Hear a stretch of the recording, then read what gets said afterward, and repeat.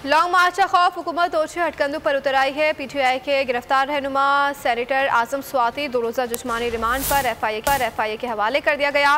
PTI रहनुमा को मुतनाज़े tweet करने पर गिरफ्तार किया गया। एफआईए ने सीनियर सिविल जज की अदालत में आजम स्वाति को पेश किया। पीटीआई रहनुमा पर मुकदमा इंसदाद इलेक्ट्रॉनिक क्राइम एक्ट के तहत दर्ज किया गया। एफआईआर के मुताबिक आजम स्वाति ने गलत मकासद के लिए बदनीयती पर मबनी इंतहाई तस्हीक आमेज ट्वीट किया। रियासत पाकिस्तान और इदारों को बराह रास्त निशाना बनाया। गलत मालूमात फैलाकर रियासती इदारों के खिलाफ उकसाने की कोशिश की गई। अदालती हुक्म पर आजम स्वाति का पिम्स में मेडिकल चेकअप। 4 रुकनी मेडिकल बोर्ड ने आजम स्वाति को मुकम्मल सेहतमंद करार दे दिया। गिरफ्तारी आजम स्वाति के हौसले पस्ता कर सकी। पीटीआई रहनुमा ने कहा कि कानून इंसानी हुकूक और आइन की कोई खिलाफ वर्जी नहीं की। एक ट्वीट पर गिरफ्तार कर लिया गया, बदतरीन तशद्दुद का निशाना बनाया गया।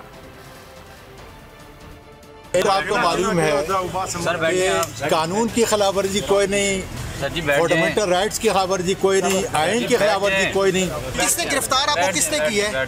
ये एफआईए ने मुझ पर जो तशद्दुद किया गया है, जहाँ तक के कपड़े निकाले गए हैं पार्लियामेंटेरियन के, कौम और मुल्क को बता रहा हूँ कि अब तुम्हारा हशर ये होगा।